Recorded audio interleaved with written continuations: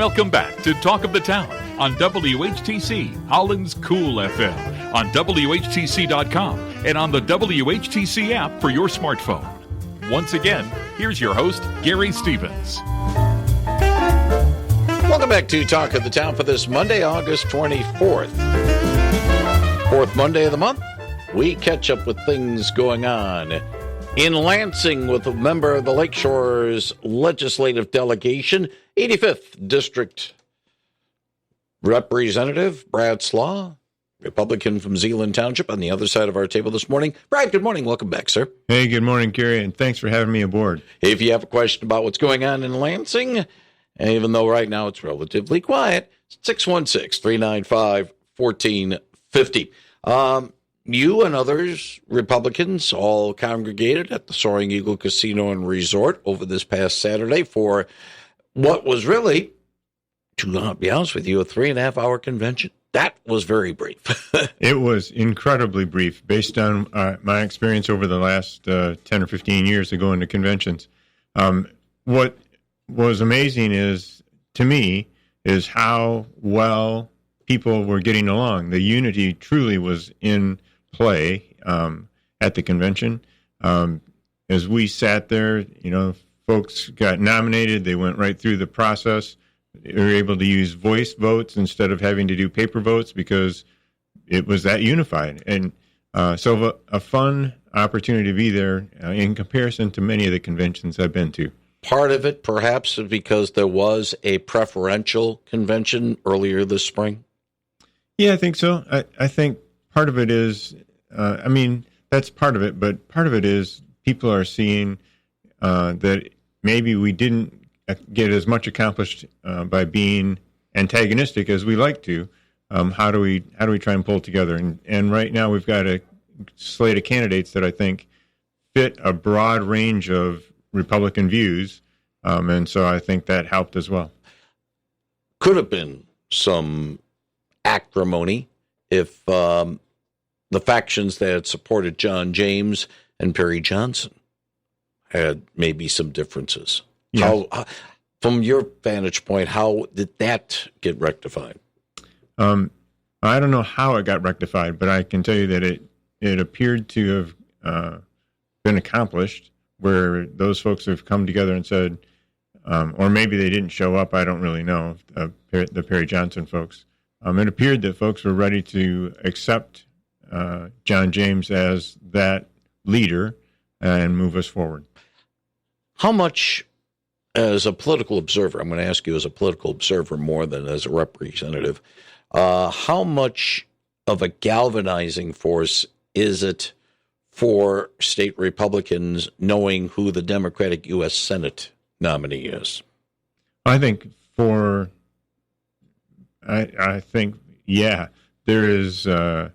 there's probably a pleased feeling for many of the folks on the Republican side of the aisle who are saying, wow, if that's who they're running, they probably are going to drive away some of their own folks from voting. And so that there's, I think the folks at the GOP side of this table are interested in saying, oh, if you're voting for some folks out there, we're probably voting for socialism, and there's a bunch of people out there on both sides of the aisle who would be opposed to socialism. One other thing, while the attention has been gathered over the top of the ticket, gubernatorial race, U.S. Senate race, maybe there hasn't been as much attention paid down the ticket, and most notably, I want to say, even though it's a nonpartisan ballot, it's on the nonpartisan side, the court candidates, most notably the Supreme Court. And some are saying that where it's really being felt by the fact that Republicans are not in control is the fact that the Supreme Court is very strongly Democrat, even though they are, quote unquote, nonpartisan. Yeah, you are exactly right. We've discovered that in some of the litigation that's been going on in process. It is definitely a left-leaning thought process on the court, the Supreme Court specifically. And I think we have several good candidates for the Supreme Court that, from the Republican side of the aisle, we believe they're more conservative, more constitutional than several of the other candidates. Let's use that term, constitution. Let's lead into that part of the discussion. I've been bringing it up and we've brought it up in the past, I believe, but I've been bringing it up with some of the other members of the Lakeshore's legislative delegation about Proposition 1, which is every 16 years, it's got to be put up on the board for the electorate to decide whether or not to call another state constitutional convention. We are seeing some who are supporting a call to have a new convention. Others are saying, it's still a no vote. Your thoughts? Yeah, I don't really know where we're at from a total House members, so I couldn't really give you an idea of where that total lies. But I have been reticent to say let's jump on this because no one has been able to prove to me that it couldn't be taken over by a group once you got to convention, that it could be taken over and you end up voting on things that I wouldn't necessarily want us to be voting on. I think what we need to be changing, if we could, would be how long are we going to keep people in the legislature at the federal level? Which would be a U.S. constitutional question more than a state constitutional question. Right. So is that what you're asking about with the state? I'm looking about the state. Okay. Sorry about that. That's all right. I haven't spent very much time at that thought process of that constitutional convention. So okay, there are some arguments for and against. Some are saying that there's been so many amendments to the Constitution that has been done. It's only a 60-year document, but still, it has there's enough holes in it where it needs to be completely overhauled. Mm-hmm. That's some of the pro arguments. Some of the con arguments is if Lansing has problems getting things together legislatively and also between the legislature and the executive branch with partisan politics now, imagine trying to agree on a constitution in this politically charged atmosphere. Right. And that will make it hard because we are truly politically very, very charged right at the moment. So, I don't really have a good answer for you on where we're headed in that respect. Yeah. When I chatted with with two members of the state Senate who were with us last week, both Roger Victory and Eric Nesbitt are in the Yes campaign for that. And MERS News that we subscribe to. Thank you very much, Fearless Leader. Over the weekend, there is a group trying to garner support for yes vote, but they really don't have much money, and not many people are on the bandwagon on this. Okay. So we'll see. And the other point that was made up was the fact that this is the fourth time that it's been brought up by the fourth time that the question has been put before voters. And it's been rejected, but the margin has gone down from like 7 out of 10 to now, last time they did it 16 years ago was only like 64% no. So it's gone down each of the three previous times. We'll see. I think there's more and more of a thought process that we've allowed stuff to creep in. Let's go out and fix what's there so that we're in a better spot. Some are saying, and then I'll move on. Some are saying with the state constitution, some of the flaws in it is that it can be somewhat easy to have a voter initiative put on the ballot and approved, and then we have things in the Constitution that we don't like. That process might be a little bit too easy. Another argument is opinions by the Attorney General that have the force of law. Right. Where laws are supposed to be made by the executive branch. We're having members of legislative branch. We're having members of the executive branch, making decisions on law. on what they want to, Right. want to enforce. So that's a couple of flaws on the Constitution. Yeah, and I think that it is too easy, personally, for us to put in changes to the Constitution through ballot proposals. Not that I think that it's wrong the way we've got it structured from a total number of people, but who can bring that, and where does the funding come from it, and how do we do stuff? I think there is some real concerns about the validity of the changes to that through the signature gathering. Yeah, and I don't know whether or not, I personally, I would think that if a voter initiative to establish a law is fine, but when you say a voter initiative to establish a constitutional amendment, that makes it tougher to pull out if it's bad. Right. Yeah, and it puts us at, whenever we do that, we're now at a 75% necessary within the total legislature to be able to make changes on those kinds of things. And then it has to be voted on by the people after that. Right. And so it's just, I think it's too overwhelming the way it's structured right now. We need to be able to, if we're going to have law, we ought to be able to stay within that. So tying in with that, then, getting enough signatures for a citizens-only ballot initiative where it looked like, and Bob Janetsky, the Allegan County Clerk, brought this up when he was with us last Wednesday, is the fact that there was enough valid signatures, it looked like, but yet it got rejected by the Board of Canvassers. Right. And that's really part of my concern, is that it appears like we've got valid signatures. They turned in 700,000 valid signatures for roughly, 480,000 that are necessary. So you've got 300,000 extra signatures. It seems like there's, that you could throw that many out. It seems a bit questionable. That brings up a question about, you take a look at past precedent when there's been enough, you get this many ballot signatures and you're supposed to have X amount. You're going to have some that are, you're going to be tossed out anyway. That's normal. What is the norm? This is just a rhetorical question. I'm not asking you to answers, but other ballot initiatives, other petitions, the percentage of rejected signatures with those doesn't seem, it seems like if there was this many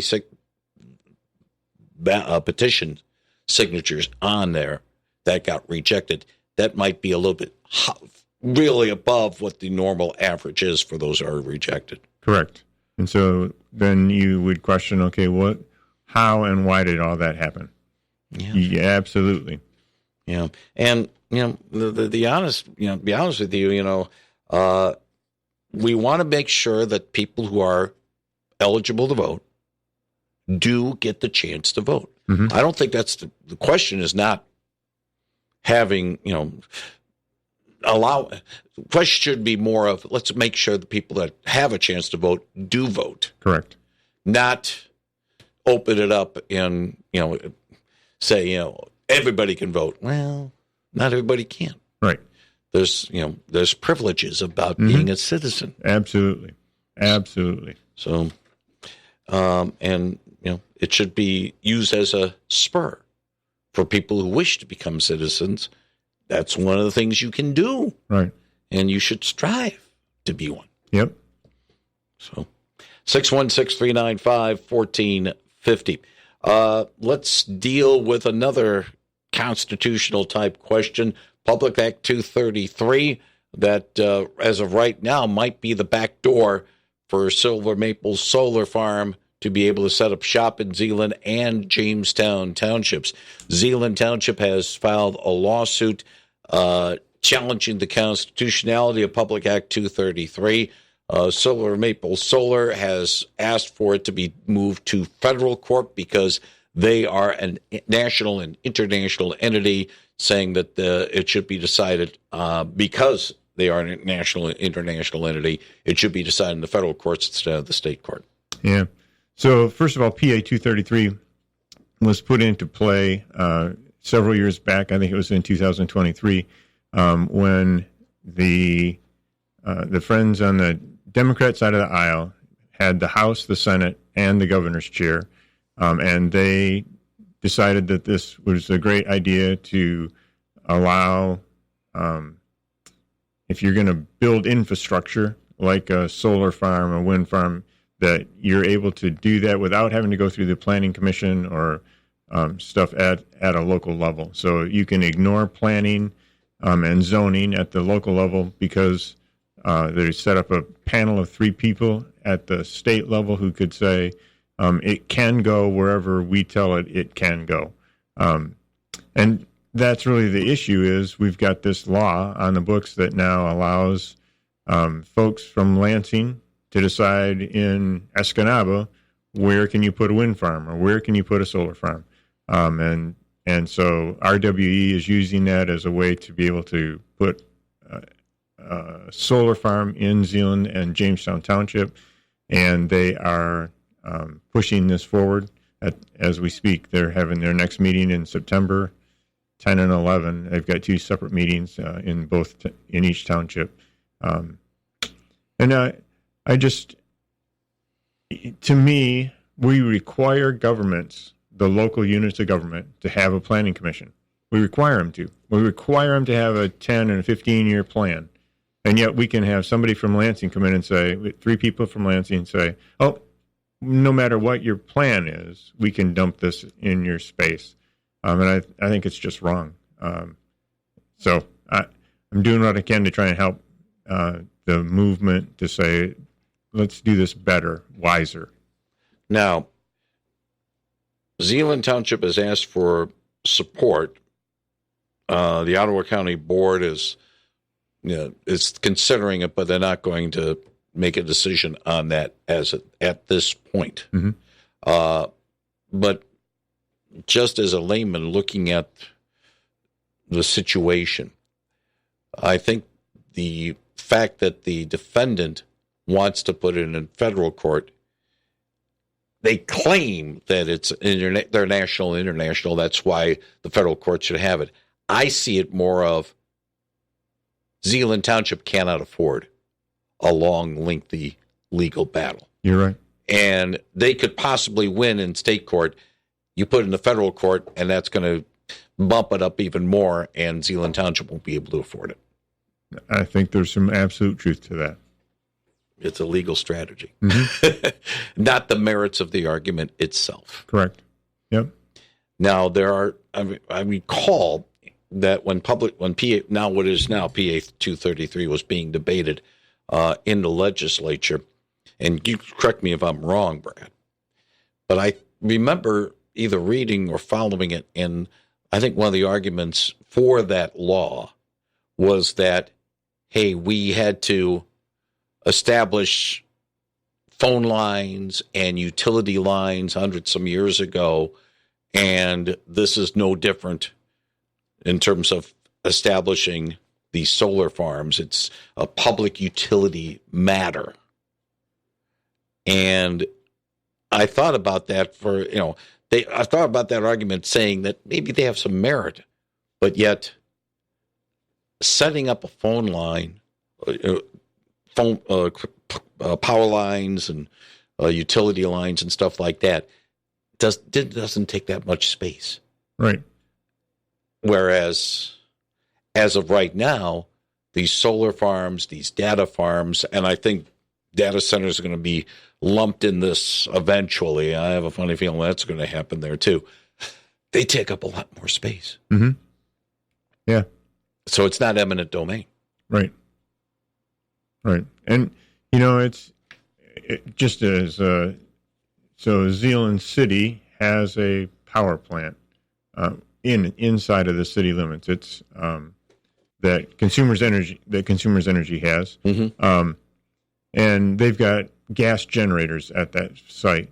I think they're on 10 acres, and they generate like 800 megawatts of energy or something, whatever that number is. they're going to the Silver Maple Solar Farm is going to take up 1,900 acres, and they have 1,900 acres, and they're going to gain about 200 megawatts. So they get a quarter of the amount of energy from huge amounts of territory that we're going to take out of farm production, out of being able to grow stuff, and not without an assurance of how it's going to be able to be fixed when they pull out 30 years from now.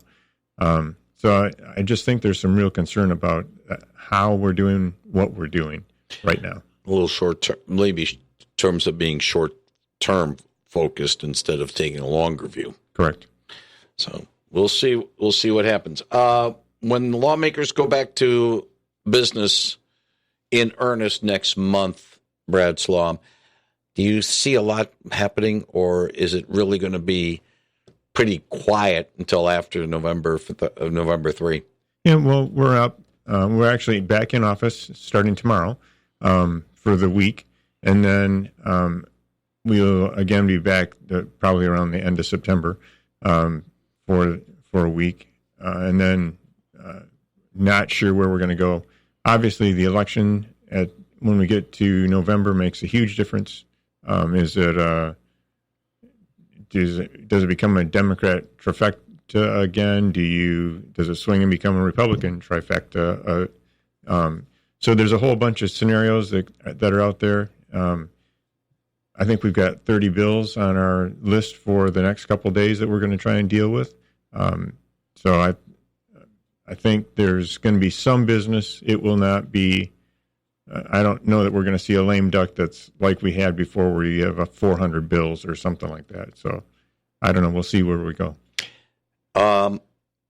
Matt Hall is not term limited, is he? He is not. Okay, because normally in this term limited era, usually the House Speaker and the Senate Majority Leader, they're term limited. They only serve for one term, but this is a different situation. Yep. Matt is running for re-election. He is, and he has not only this coming term, but the term after that. So he potentially could be there for another 4 years beyond where we're at today. Yeah, well, we'll see how that moves along, especially if Republicans maintain control of the House. Absolutely.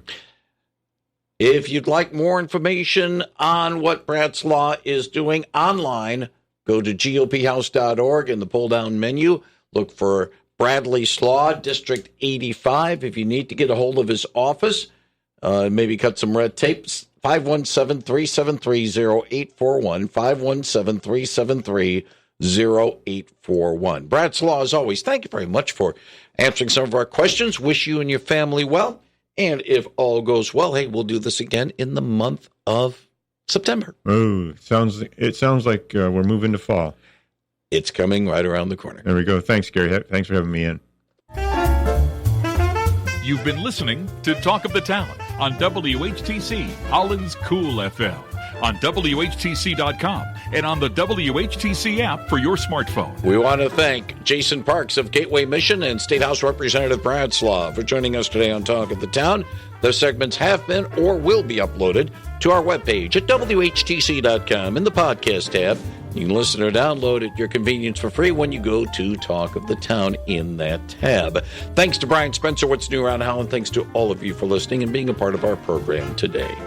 Tomorrow on WHTC's Talk of the Town, we'll have an update from the Allegan County Community Foundation. Following an NBC News update with Michael Kastner, it will be Lindsay Lawrence's Evergreen Commons Report. For Brian Spencer, I'm Gary Stevens. Thanks for listening to Talk of the Town. Have a good day, and if all goes well, hey, let's do this all again tomorrow.